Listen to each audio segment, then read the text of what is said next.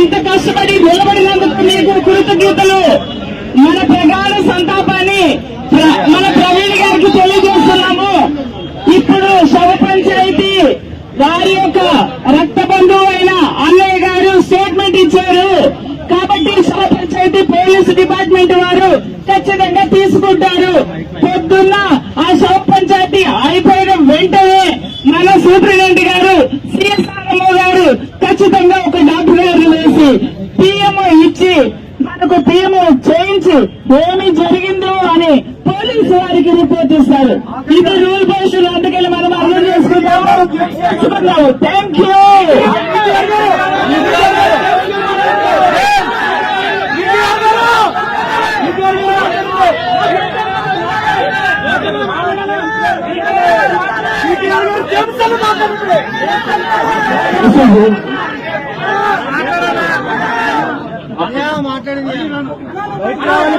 మీరిద్దరూ మాట్లాడండి.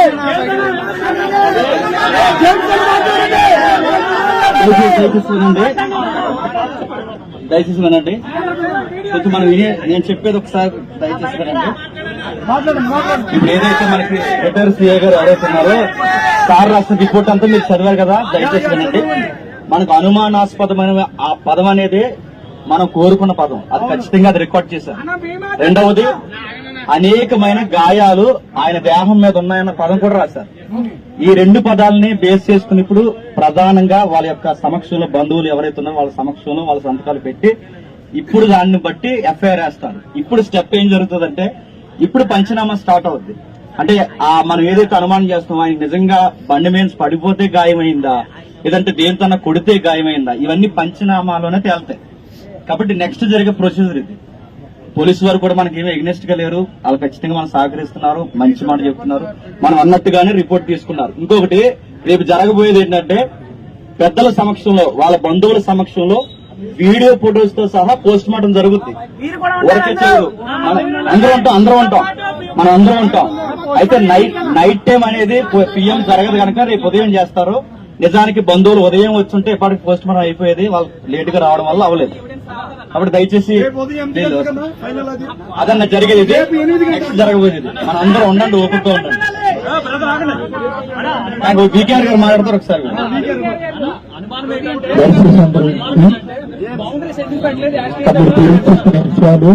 యథాతథంగా లోపల జరిగాయి. రాసిన కాబట్టి ఇప్పుడు మనమంతా ఏం చేద్దామంటే మన రాజమండ్రి తూర్పుగోదావరి జిల్లా పాస్టర్ పెద్దలు, ఏఐసిసి పెద్దలు రేపు ఉదయం జరగబోయే పోస్ట్ మార్టం దగ్గర వాళ్ళు ఖచ్చితంగా లోకల్ నాయకులు ఉంటారు. ఇప్పుడు వాళ్ళందరూ ఎక్కడ ప్రశాంతంగా మన ఇళ్లకు చేరుకుందాం. రేపు పోస్ట్ మార్టం అయిన తర్వాత మీకు అప్డేట్ ఇవ్వబడుతుంది. సోషల్ మీడియా వేదికగా కానీ పాస్టర్స్ గ్రూప్ లో కూడా అప్డేట్ ఇవ్వబడుతుంది. దానిని బట్టి మీరంతా చేరుకునే అవకాశం ఉండొచ్చు. అప్పటి వరకు అందరూ సమయాన్ని పాటించండి. ప్రశాంతంగా ఎవరిళ్ళకి వారు వెళ్లాలని క్రీస్తు పేరిట ప్రేమతో మనవి చేస్తూ అందరికీ ప్రేమపూర్వకమైన వందనములు తెలియజేస్తూ, ఒకవేళ పోస్ట్ మార్టం రిపోర్ట్లు ఏదైనా అనుమానాస్పదమైన పరిస్థితి ఉంటే అప్పుడు మనమంతా మరలా ఇదే రీతిగా ఐక్యత చాటుదాం, న్యాయం కోసం పోరాడుదాం. క్రైస్తవుల ఐక్యత.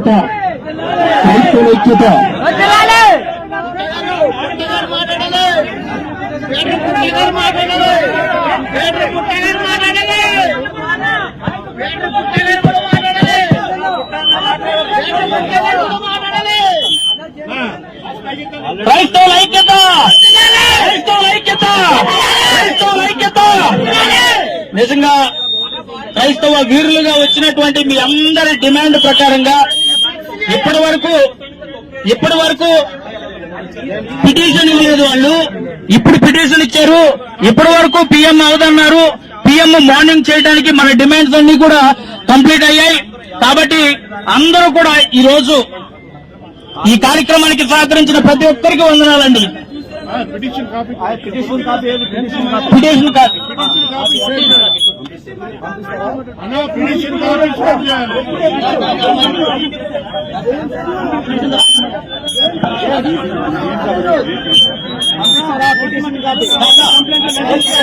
అంటే నేను చూడడానికి ఇప్పుడు టీమ్ ఆఫ్ డాక్టర్స్ ఉంటారు.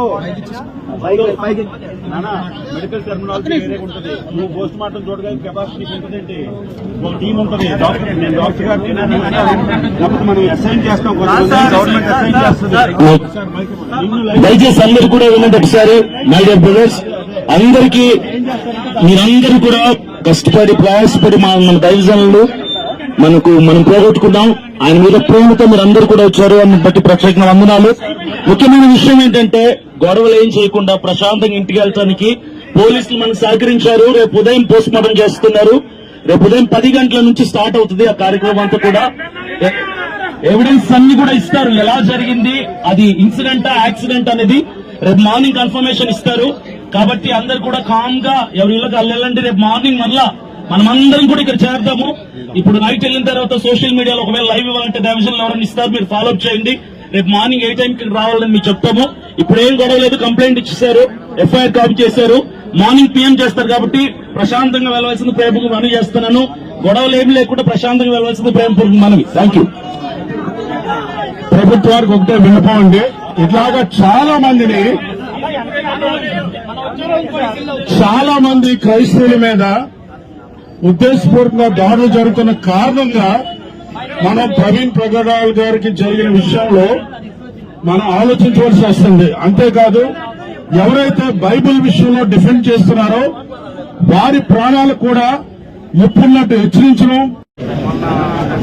క్రైస్తవ నాయకులు పెద్దలు ఇక్కడ మార్చురీ దగ్గర ఈ రాజమండ్రి హాస్పిటల్లో జరిగినటువంటి దగ్గర ప్రధాన డిమాండ్ ఏంటి క్రైస్తవ సమాజం నుంచి అనే దానికి ఒక స్పష్టమైనటువంటిది లేదు. ఎందుకొరకనంటే యాక్సిడెంట్ జరిగినటువంటి స్పాట్ దగ్గర ప్లేస్ దగ్గర మీరు ఎక్కడైనా చూడండి, ఏ హైవేలో గానీ లేదంటే ఏ ప్లేస్ లో గానీ చుట్టూ ఒక మార్కింగ్ చేస్తారు, ఒక ప్లేస్ చేస్తారు. అందులో క్రైస్తవ్యంలోనే చాలా మెజారిటీ కోరుకునేటువంటి వ్యక్తి, చాలా ప్రాముఖ్యమైనటువంటి వ్యక్తి హత్య చేయబడ్డాడు అని మొత్తం రెండు రాష్ట్రాల్లో కూడా ఆందోళన చేస్తున్నటువంటి TV9 లో ప్రెస్ అన్నింటిలో వస్తున్నటువంటి న్యూస్ విషయంలో కనీసం ఇందాక 2-3 గంటల సేపు నేను అక్కడికి వెళ్లి చూశాను. ఒక పోలీస్ గానీ లేదంటే అక్కడ ఏదైనా ఒక బౌండరీ గీసినటువంటి విధానం గానీ ఏదీ లేదు. అక్కడ ఉన్నటువంటి మీడియా వాళ్ళు వస్తున్నారు, ఈ బండిని పట్టుకుని ఇదిగో ఈ బండి ఎలా యాక్సిడెంట్ జరిగింది, ఈ హెల్మెట్ కి ఇలా బ్లడ్ అంటుకున్నది, ఈ స్పెడ్స్ ఇలా ఉన్నది, మాస్క్ ఇలా ఉన్నది అని చెప్పేసి ఎన్నో రకాలుగా దాన్ని పట్టుకుని చెప్తున్నారు. మరి ఎవిడెన్స్ ఎలా దొరుకుతాయి? ఎవిడెన్స్ లు డెడ్ బాడీ దగ్గర మీరు మార్చురీ చేస్తే మీకు దొరికేస్తాయా?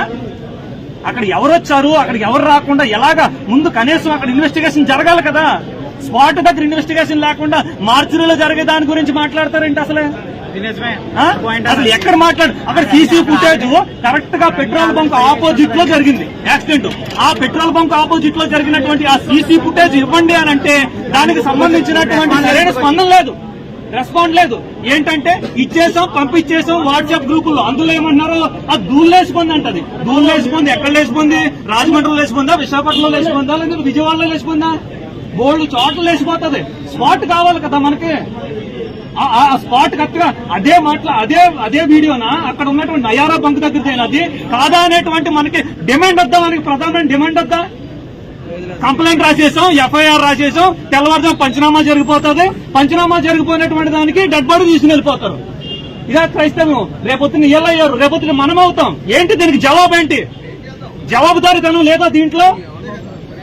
ఒక పోలీస్ గారైనా బయటకు వచ్చి ఎందుకు దానికి చుట్టూ బౌండరీస్ పెట్టలేదనే దాని వరకు ఎవరైనా ఇప్పుడు వరకు చెప్పారా? దాన్ని అడిగారా? ప్రధాన డిమాండ్ అంటే అని అడిగారా? ఒకరైనా సరే ఎందుకు పెట్టలేదు అనే దాన్ని అడిగారా? మరి ఎవిడెన్స్ మాఫీ ఎలా చేస్తారు చెప్పండి? మీరు ఎవిడెన్స్ మాఫీ ఎలా జరుగుతాయో చెప్పండి. ఆ మాత్రం తెలియదా? మనం చదువుకోవట్లేదా? నెట్లలో చూడట్లేదా ఎవిడెన్స్ మాఫీలు ఎలా జరుగుతాయో? కొంచెమైనా సరే పెద్ద పెద్ద నాయకులు, పెద్ద వారు అడగవలసినటువంటి విధానములు అడగకపోతే మనకి న్యాయం ఎలా దొరుకుతుందండి? మీరైనా ఆలోచించండి కొంచెం. ఎందుకు పెట్టలేదు? గట్టిగా అడగండి. ఈరోజు మార్నింగ్ మనం 8 గంటలకు వెళ్తాం. అక్కడ 8 గంటలకి ఇక్కడ ఎంత మనకు ఇక రేపు పొద్దున 8 గంటలు ఏముంటదండి? అంబులెన్స్ లో బాడీ ఎక్కిస్తారా, హైదరాబాద్ వెళ్తుంది. ఏం జరుగుతుంది? అంతకు మించి ఏం జరగదు. అంతకు మించి ఏం జరగదు. ఏం జరుగుతుంది? రేపు పొద్దున 8 గంటలకు వస్తే ఏం జరుగుతుందండి? చెప్పండి. 8 గంటలకు వస్తే న్యాయం జరిగిపోతా చెప్పండి.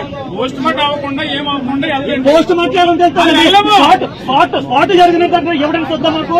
స్పాట్ లో ఎవిడెన్స్ వద్దా మాకు? బౌండరీ లేకుండా ఎవిడెన్స్ అన్ని కూడా తారుమారు చేసేస్తుంటే ఎవిడెన్స్ లేకుండా మాకు ఎలాగండి? మాట్లాడరంటే పెద్దలు, మాట్లాడరంటే నాయకులు, మాట్లాడరంటే స్పాట్ దగ్గర వదిలేసి పొద్దుట ఏమవుతుందండి? అవదావు గ్యారంటీ ఇస్తాను నేను.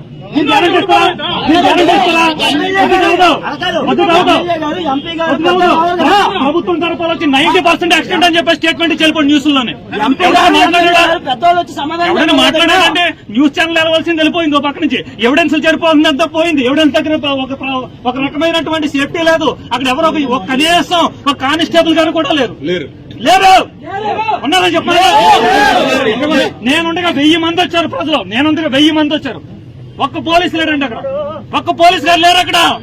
మరి ఎలా జరుగుతుందండి న్యాయం? పోస్ట్ మార్టం దగ్గరికి నువ్వు వెళ్ళిపోయి నిలబడితే నీకేం తెలుస్తుంది? మెడికల్లో కోస్తారు. తెలీదా మాత్రం మెడికల్ గురించి? పలానా చోట యాక్సిడెంట్ అయింది, తగిలింది అంటారు. ఏం తెలుస్తుంది నీకు వీడియోలోని? అడగండి, సరిగ్గా డిమాండ్ చేయండి.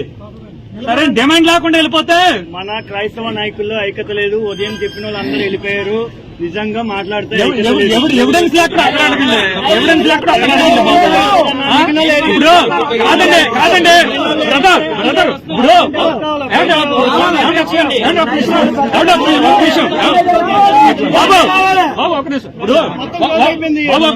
ఒక రేప్ జరిగింది అనుకో. రేప్ జరిగినటువంటి గదిలో అక్కడ ఉన్నటువంటి సీరం మొత్తం అంతా బ్లడ్, మొత్తం ఎవిడెన్స్, బాడీ, క్లాత్ అన్ని తీసుకుంటారు కదా? తీసుకుంటారా? మరి ఎవిడెన్స్ ఎక్కడ తీసుకున్నారు చెప్పండి. దీనికి ఎవిడెన్స్ ఎక్కడ తీసుకున్నారు? దీనికి ఎవిడెన్స్ ఎక్కడ తీసుకున్నారు చెప్పండి సార్. చెప్పండి సార్. మీరు రేపు వచ్చి రేపు ఏం జరుగుతుంది?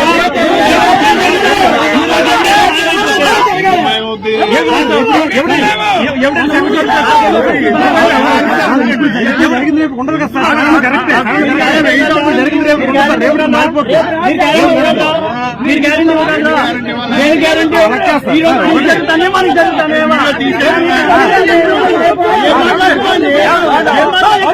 ఒకటే ఒకేసారి లోయ, ఒకవేళ యాక్సిడెంట్ అయితే ఒకేసారి ఇలా పడితే బాడీ ఇలా ఎగిరి పడతాం మనం. అంతే కదా?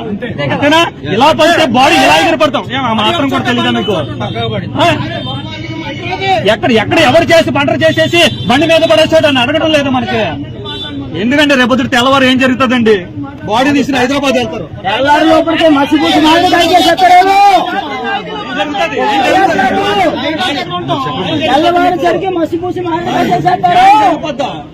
చెప్పండి.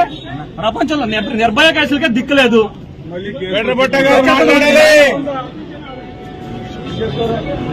జరిగిన తర్వాత అసలు ఒక పోలీసు కూడా అడగండి. ఎక్కడ ఉన్నా సారీ అడగండి. ఏం తెలుస్తుంది? ఇప్పుడు పిటిషన్ అడిగాం. పిటిషన్ అడిగితే పిటిషన్ ఇవ్వాల. ఫస్ట్ పాయింట్, పిటిషన్ అడిగితే పిటిషన్ ఇవ్వట్లా.